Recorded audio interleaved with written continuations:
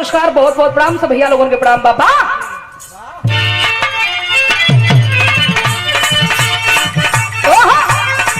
क्या बात है, मरद पूछो था अपने मेहरारू से, कहत बाए हो रानी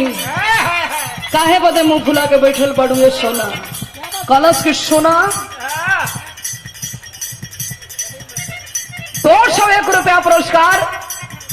शिखर के धरती से रजिंदर यादव जी की ओर से, आदरणीय चाचा जी की ओर से पुरस्कार रहल। मर्दा पूछत बा कि ये सोना का बात बा, काहे बदे मुंह फुलौले बाड़ू, पूछता कहले बाता ये कहत ह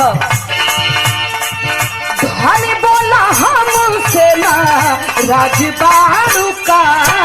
हो,